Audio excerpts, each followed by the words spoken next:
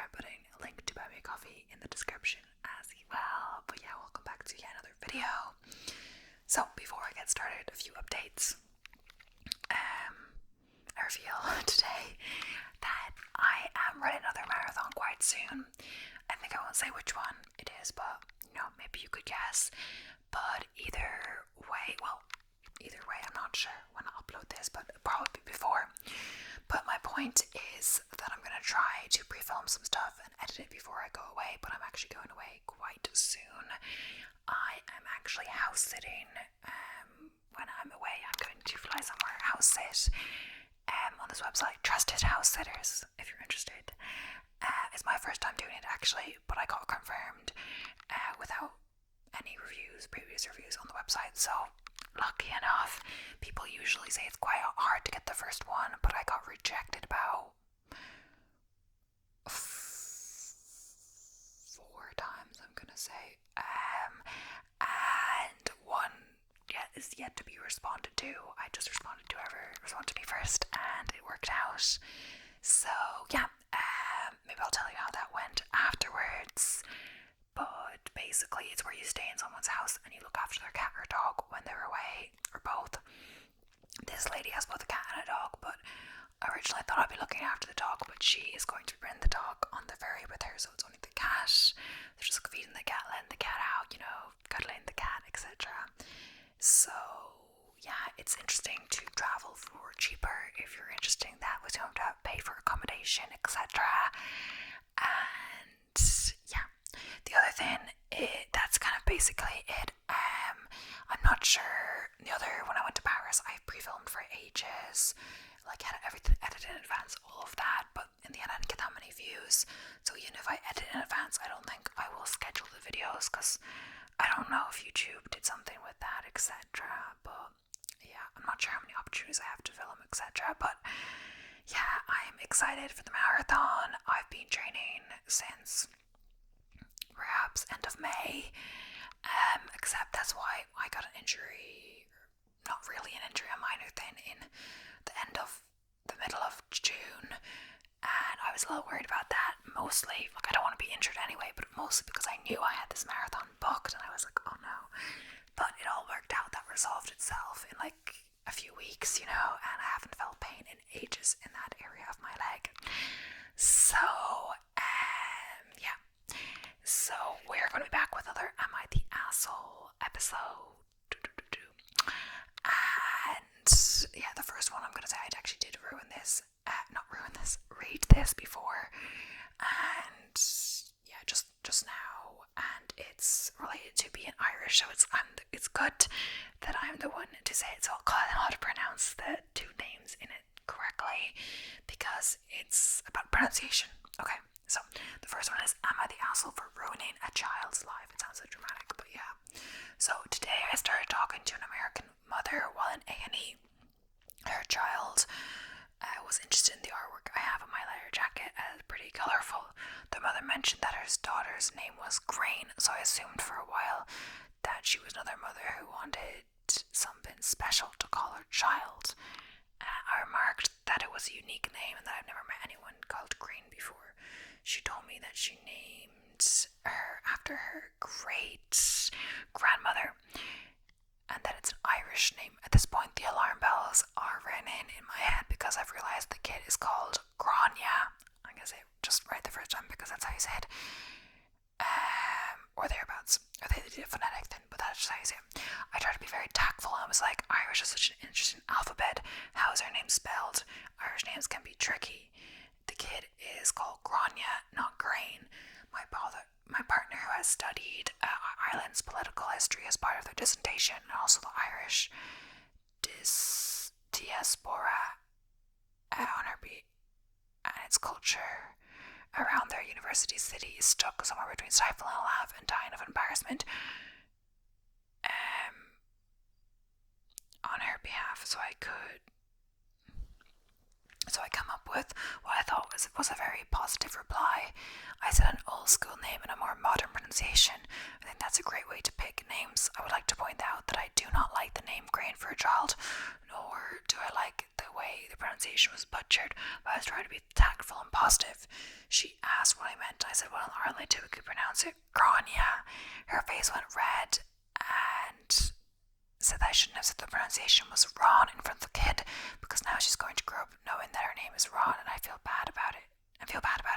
I apologized for causing offense and restated that it's a lovely name both ways and a fantastic nod to her heritage. I said that I'm sure her great grandmother would be thrilled to be honoured by her name being used. I was throwing out just about every positive reinforcement that I could think of, but to be frank, she was pissed off. She told me that I ruined her daughter's self-esteem and that her life was ruined by me saying that her existence is wrong. Okay, I didn't say that, by the way. I said that her name was pronounced atypically. Grania, for context, was around 2 years old and completely unbothered by the conversation until her mother got angry at me. She was just looking at the pictures on my jacket. The conversation was maybe 5 minutes long, but I managed to ruin this kid's life. Hindsight says I should have kept my mouth shut and waited for somebody else in the city to say something. Some people have assumed that we're in the USA, we're in the UK, in a city with lots of Irish people, an Irish centre, and great Irish folk scene. Oh yeah, that would be a bit different. But yes, not the asshole. You didn't embarrass the child, you embarrassed the parent, who frankly should be embarrassed. She named her kid a name she didn't even know how to pronounce.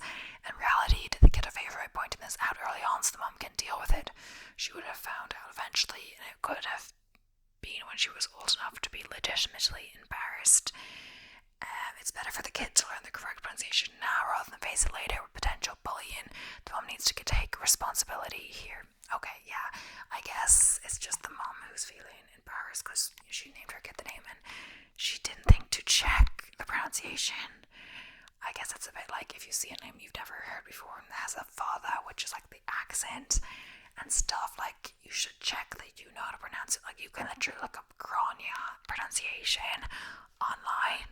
For me, saying grain, it will be so unnatural because I don't speak Irish very well at all, but the names are just something most people know how to pronounce just because, you grow up with people in your class. Like I know Grania, she was in my primary school, so you just because of this, you know how to pronounce the names or spell the names, etc. Like Sive, I thought that was like, it's Sadhbh, but I was like not sure actually how to spell that at first because it doesn't come naturally in my head, But yeah, like Quiva, Cahill, all of these like are normal for an Irish person. Maybe they don't sound weird, but I guess when you write them down, they have like a range of things. Like I think people say there's a lot of letter consonants together, and not a vowel, like SA, so DH, BH, like 4 consonants together like that, in a, but it's just how it is. But yeah, they would definitely mean an Irish person, and they'd be like confused if they saw the spelling of it or whatever. So also the kid was like 2 years old, so it's probably not going to make such a huge impact on her. It's going to be more the adults in her life, I'd say, etc. I mean, technically they can still pronounce it grain, but I think Grania does sound nicer, and grain just sounds a bit, I don't know. So I'm the asshole for letting my daughter attend a Halloween party her stepsister is being excluded from. So my ex-wife and I share 2 kids. Our daughter is 15 and our son is 13. We divorced 11 years ago and we share custody of the kids 50-50. My ex is remarried and she has a stepdaughter in her home the same age as our daughter. My ex and her husband have tried to make the kids close, but especially the 2 girls because they're the same age. This has not worked. I know from my kids' time with me that they have zero closeness to her. My daughter in particular doesn't like her stepsister. From speaking to my ex about issues in the past, I know her stepdaughter has trouble with other kids liking her and she gets included by them more frequently than she's included by others. This was something my ex wanted me to address with our kids before. My daughter and her best friend were invited to a Halloween party. This this year the kids are with me for Halloween, so she asked me for permission to go. I spoke to the host and parent and felt like it was safe for my daughter to go under the circumstances. My ex discovered I had given our daughter permission to go, and she was furious.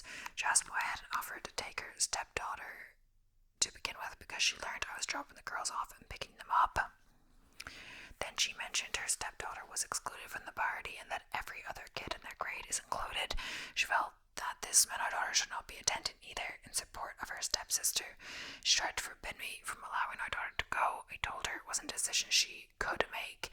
She argued that I should be encouraging a supportive sibling dynamic between the girls, and it seems like our kids only support each other and not their stepsister, who they've known for more than half their lives. My ex told me I'd be a real asshole to a 15-year-old girl if I let her daughter go to this party.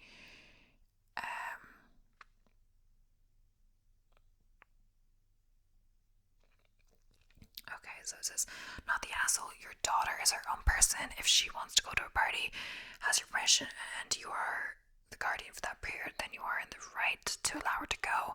You aren't encouraging any bullying or discrimination of your ex-stepdaughter, and you certainly wouldn't be encouraging any supportive sibling dynamics between the girls by punishing your daughter by not allowing her to go. The OP says, my only concern with the party was, would it be a safe place? It's not going to be the type of party where the teens are drinking, etc. There are enough parents present that I feel good about it.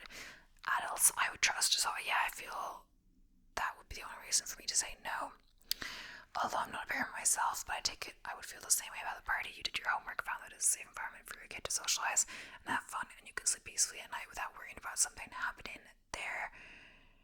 Do you know why the ex-stepdaughter is excluded from the party? It says, that's always my concern parties to do. Not exactly, but I believe it's all coming from her being excluded just in general in school. It sounds like she's regularly the kid left out. Yeah, so people are saying, not the asshole. So, am I the asshole? I exploded at my family after finding out my uncle is my father. I don't know what to feel about it. So, I posted on the other sub as well, but I just wanted to know what you all think I should do. A little bit throwaway here, obviously. So, I'm male 18. I think I just experienced the most effed up things possible in my life right now. A bit of background. I've been raised by my grandparents for the whole of my lives, and they did well to be aged despite their advanced ages. I've been told by them early on that I was given up for adoption by some distant cousin. They didn't want to tell who at first, and the person doesn't want anything to do with me or so I didn't think much of it. Besides, why would I want to have something to do with someone who doesn't want me? Anyways, when I reached 18 like a few weeks ago, my grandparents sat me down with my uncle. I'm not really super close with him, and then proceeded to tell me that he is my father. I was shocked.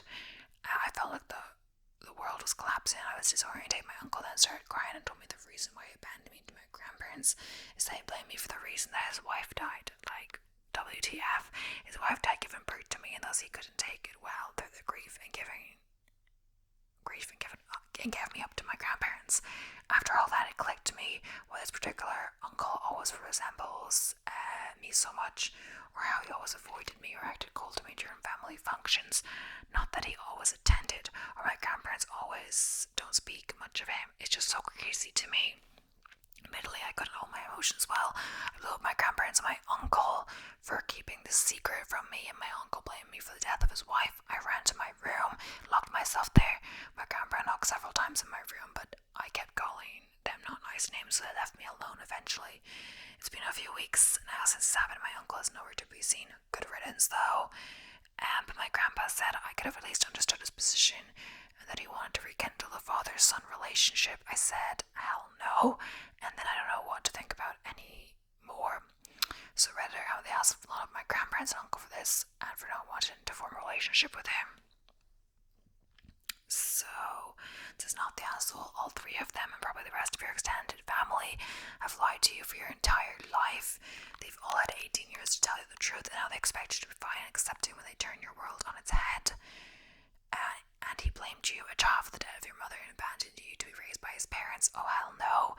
He is someone you barely know and do not have a close relationship with. Why is he so keen to establish a parental relationship now? It's just because you are now legally an adult and he would no longer be financially responsible for you. Don't let them guilt or push you into a decision. The tale where the truth comes out and everybody plays happy family.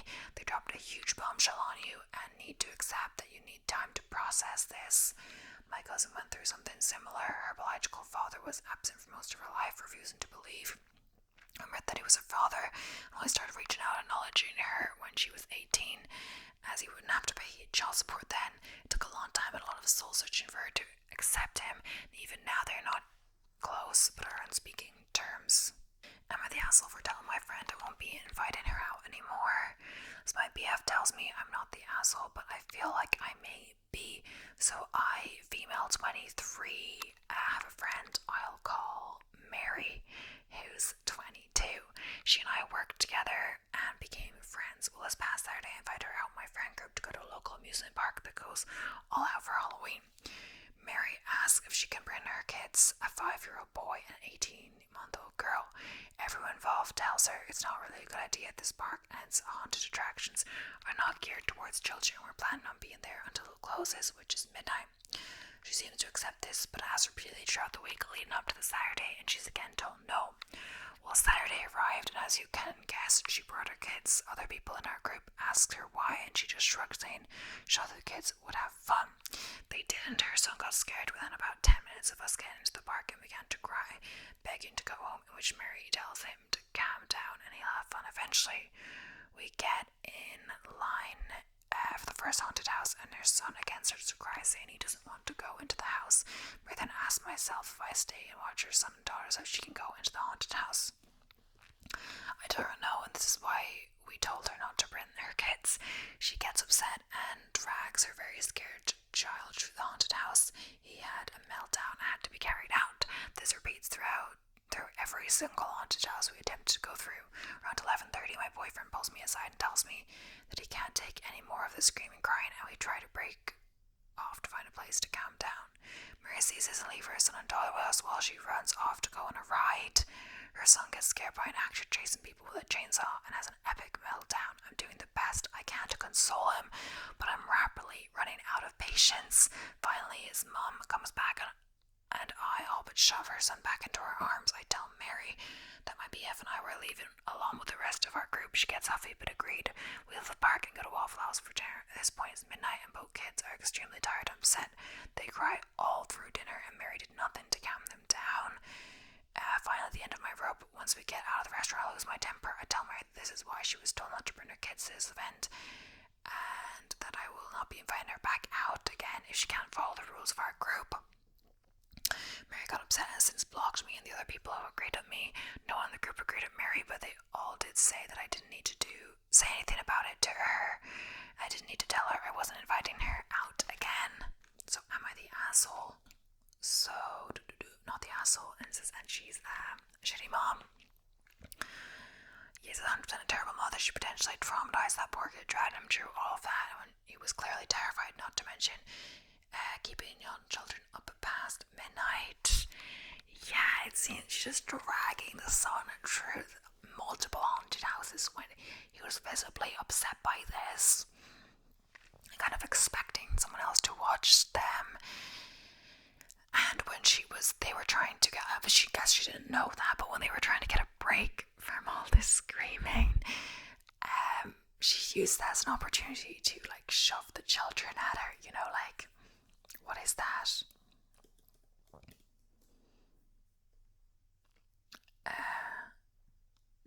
So it seems like she should have just got childcare. Maybe she can't afford babysitter, etc. But yeah, it was not the kind of thing for a child. So am I the asshole for refusing to be kicked out of my own home for the evening? So last week I had a stressful week at work, so I was looking forward to a chilled weekend.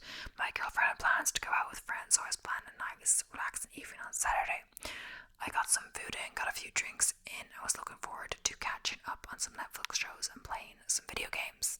Saturday morning, my girlfriend mentioned that most of her friends have had to cancel except one. She said she invited that friend over for the evening for a girls' night. She said they were going to watch movies and have snacks, etc. I mentioned that she knew I was planning on having a relaxing evening and that I was getting burnt out. She asked if I could do it another time and either go somewhere else for the evening or just sit in the bed bedroom and read or watch things on my phone for a few hours. I told her that I'm not being kicked out of my own home and that if she wants an evening with just her friends, they go to her friends since I had plans for the evening. She said I wasn't being fair, but I just pointed out she just decided that her plans changing is more important than what I had planned. It's acting like it's acceptable to kick me out of my own home.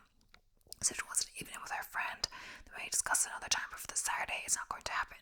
She just said again I was being unfair. I'm the asshole for refusing to be kicked out of my own home. So, is it not the asshole? Your girlfriend is the one being totally unfair. You and she already had plans set up, her out with her friends, and you inside by yourself. Her having her plans changed is not your problem. You shouldn't have to change your plans just because of it. She can't just as easily move to another place to entertain her friend, and like she had planned with staying alone at home. She just doesn't get to kick you out like that, so standing your ground is appropriate. You just need to find another spot that is not your place. Maybe I was saying not the asshole because and they're asking for some more clarity. Is it your home? If your home and your girlfriend lives elsewhere, then she's quite outline. If you share the space together, then it's different. But we both live here, so my girlfriend knew what my plans were. Yeah, I guess he could adapt to the plan or do something else, or head out with the friends, her friend together, or I don't know. But yeah, they could always go to the friend's place, but maybe that's not an option, I guess. But I guess they had a night out planned. They could still, go to a bar by themselves and have fun without the rest of the people, etc. You don't need to have a lot of people out. Some people just go to the bar with one friend or do whatever,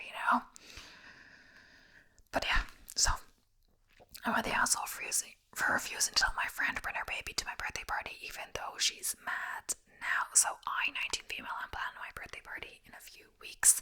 And I want it to be a fun, chill night with my friends. It's going to be at my apartment with drinks, music, and games. One of my close friends, Emma, 20 female, had a baby about 6 months ago. Since then, she's understandably really busy with mom life, and we hadn't hung out as much. When I invited her to my birthday party, she asked if she could bring her baby. I immediately felt conflicted because the vibe I was going for isn't really baby friendly. Be drinking and it's probably go late into the night, so I told her it might not be the best place for a baby. I suggested she ask her boyfriend or her parents to watch the baby for the night so she'd come and relax. Emma seemed hurt by this and that she can't always find someone to watch the baby, doesn't want to miss out on an event with friends. I understand that, but I really don't want a baby at my party, especially since it's the first time in a while I'll be able to get loose with my friends. She got pretty upset and said I'm not being unsupportive and that true friends would accommodate her new life as a mom. I do want to be supportive, but I also don't think I should change the entire vibe of my party to accommodate a baby. Now things are tense and a few of our mutual friends are saying I'm being a bit selfish and could have let her bring the baby for part of the night. And when they asked for not wanting Emma to bring her baby to my party, even though it upset her, am I right to set that boundary for my own birthday? Or was I not the asshole? Emma is experiencing the harsh reality of what happens when you become a mom at a young age. You're forced to grow up and you're going to end up feeling left out from some of the experiences that your friend will still have because they are young and child-free. It's understandable that she's struggling with this, but the other reality of having a baby just generally is that there are some places your baby isn't welcome because it's that it isn't appropriate because the baby simply wasn't invited. You don't have to change your mind on this. Perhaps you can read between the lines here that Emma is missing some friend time in a range hangout that is baby friendly.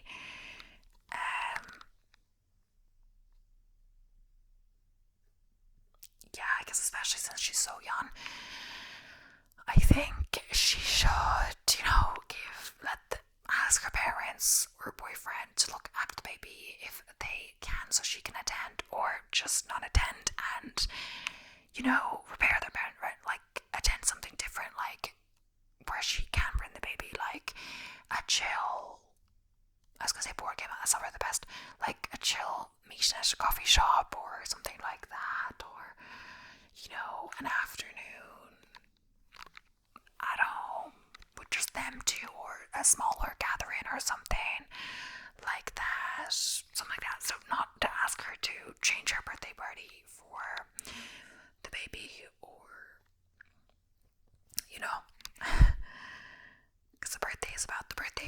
in.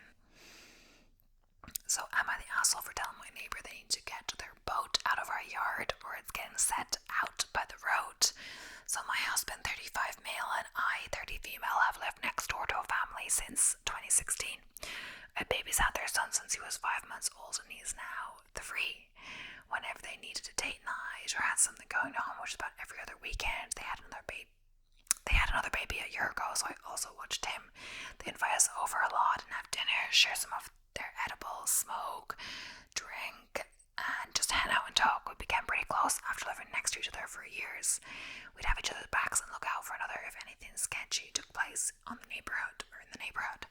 Well, about 4 months ago, they moved 5 minutes down the road. While they were in the moving process, I offered to help them out by asking if they'd want me to watch their boys so they can move things. They asked if they could leave their boat in our yard just for a few days until they settle into a new house and would come get it.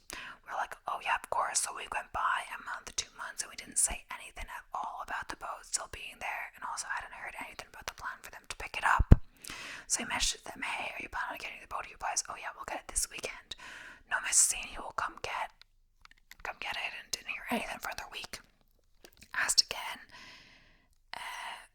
pretty irritated, and he comes to pick it up. Well, the boat needs a new tire, so now he's got to leave and buy a new tire to haul it home. It's been a week, almost 2 weeks, and he hasn't even communicated about coming to get the boat. We're not only so over having this boat in our yard, but also feel disrespected as we let them borrow our space, our property, for a while now. So my husband told them if they aren't coming to pick it up, he was going to set out by the road for someone to pick up. Are we the assholes by saying this? So, not the asshole, grace period has expired. They probably moved somewhere. It's going to be more of a pain in the ass to deal with having a boat than before, and are happy to not have to deal with it for as long as possible. Not your problem. If you want to be less aggressive than listing it for pickup, you could find someone to tow it to his place and tell them he's paying. The new HOA probably won't allow boats in the yard. More likely the boat is worthless than they just don't want it. It's been sitting so long, the trailer on its tires probably been an eyesore in the yard for years. It could be very costly to junk. I'd be curious what the last registration date was on the trailer and the boat. Yeah. And it's especially annoying since they were looking after their son for so long and had a good relationship, and they just seem to change, So, I made the asshole for telling my sister that I'm not surprised by the animosity between my niece and nephew and calling her conflict resolution techniques laughable. My sister Leah and husband Tom have been dating for 5 years and married for 2. Leah's daughter Maya is 15 and Tom's son Joey is 16. Joey and Maya have always had a strong sense of animosity towards each other. I feel part of it as inevitably just because of their individual circumstances before Leah remarried. But even without that, I doubt they would ever get along well enough to be friends. Their personalities clash, they like opposite things, and according to Joey himself, he and Maya don't have anything in common. Leah's conflict resolution techniques are not age appropriate for Joey and Maya. Leah's approach involves forcing Joey and Maya into activities together in hopes that this will get them to bond, but it worsens matters because Joey and Maya hate the things that the other likes. Last week, Maya got stuck under her bed frame, and Joey took a picture and sent it to his friends to make fun of Maya. Leah called to tell me about it and asked if I knew about a new activity that Joey and Maya can do together because she doesn't know what to do. I told Leah that I was not surprised to hear the news because this isn't even the meanest thing that either of them have done to each other this year. I said expecting a 15 and 16-year-old to get along from being forced together is laughable. I followed up by saying that I know her intentions are good, but she needs to come up with a real solution, hard boundaries, family therapy, whatever else. But ignore my advice, trying the same thing over and over and then running to me when it gets worse clearly isn't working. Leah broke down so that I don't have to actually live with this, and I just get to be an observer to the problems in her marriage and the kids not getting along. I understand how overwhelmed Leah is, and I feel like shit, but was I wrong to say what I did? Leah is trying her best, but it's clearly making things worse for everyone. So, not the the assholes who need to hear this. When I was 16 or 17, I didn't do stuff with my brother, who was into half or step or whatever, either simply because we didn't like the same thing. That's perfectly normal teenage behavior. In fact, forcing them to do activities together will, as you said, only build resentment. Forcing kids at age to live together is one thing, but they will never be siblings because they didn't grow up together, period. She needs to realize that her goal shouldn't be for them to be like one another, but simply to tolerate each other, be comfortable living in the same house, which frankly she and her husband should have thought about before deciding to move in together, and then maybe wait a couple years until at least one of them has moved out.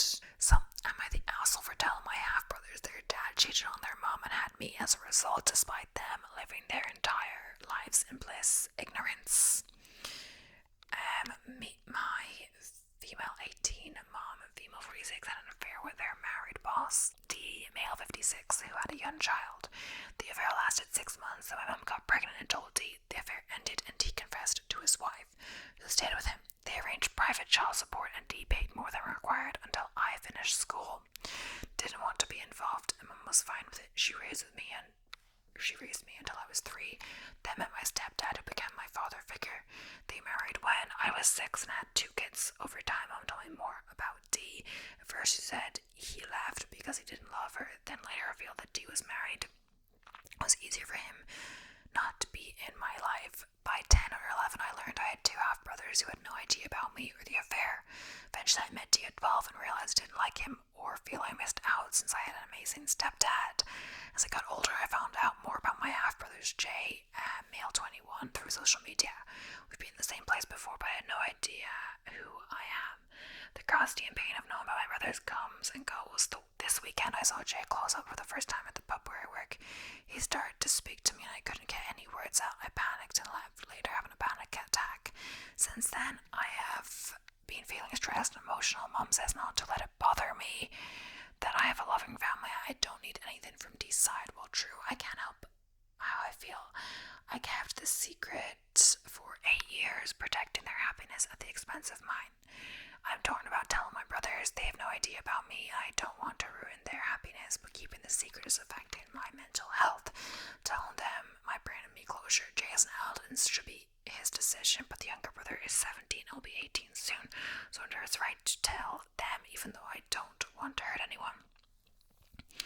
Edit, due to some confusion, the comments I and D have had regular contact throughout my life, and I would go through D if I decided I wanted them to know, and I would want him and wife to be the ones to tell them. This is something I would do lightheartedly or behind his back. Edit 2, for many people asking why I feel the need to tell them. I don't know how I can continue to pretend I don't know who they are when I'm having to come face to face with them.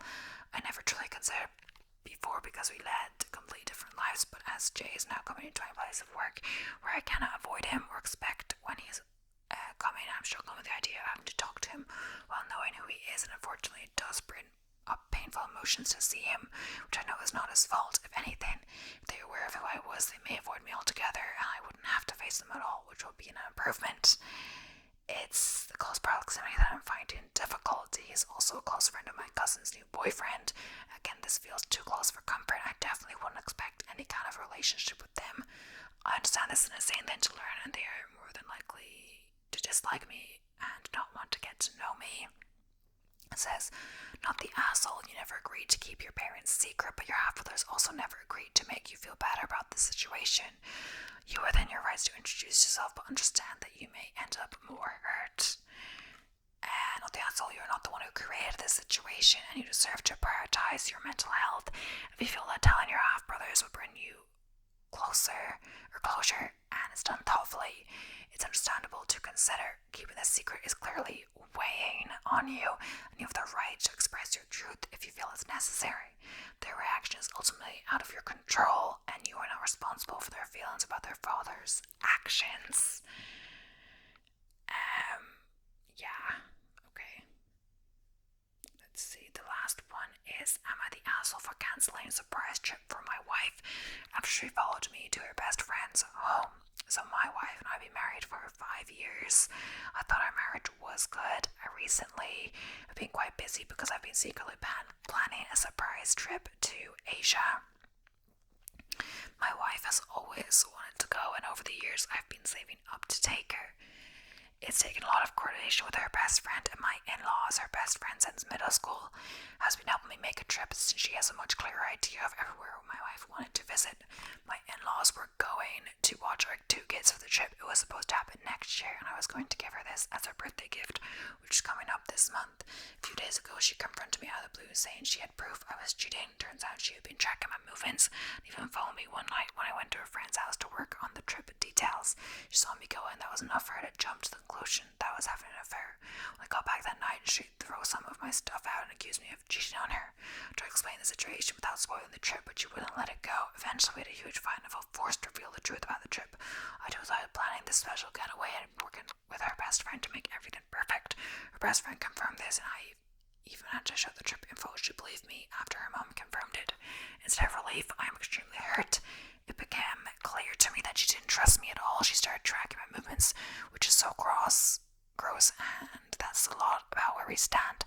I cancelled the entire trip. I told her that her lack of trust made me feel like all the effort I put into it didn't matter anymore. Didn't want to go and pay for a trip with her after she didn't trust me whatsoever. She's kind of pissed. She's going to overact when the cancelled trip was too extreme. She kind of apologized for accusing me. More sorry, but it's your fault type of deal, but said she felt justified in her suspicions because of how secret I've been. She thinks I should have been more understanding of her feelings, but I feel like jumping straight to cheat and follow me showed a serious breach of trust on my part. I'm refusing to rebook the trip, and she's now calling me a jerk. Her best friend is on my side, and she's also pissed she jumped to cheating. She's also married, which adds insult to injury here. I'm not the asshole. You are not the only one who overacted here, and since she clearly doesn't trust you, why would she want to go on a trip with you to out of the country? Yeah, it's a bit mixed, because what other conclusion are you going to jump to if your husband is secretly going over to your best friend's house at night or whatever it is, and like clearly lying to you about it, but like you don't know what they're doing? You wouldn't jump to the conclusion like that they're planning a secret surprise for you, So I don't know. Either way, she's not entitled to the trip. He doesn't have to rebook it, but I don't know. You'd feel bad, but either way, it's a hard one, because I feel like most people would jump to that same conclusion, because be cheating with the best friend is like a really popular trope, and it's overdone, and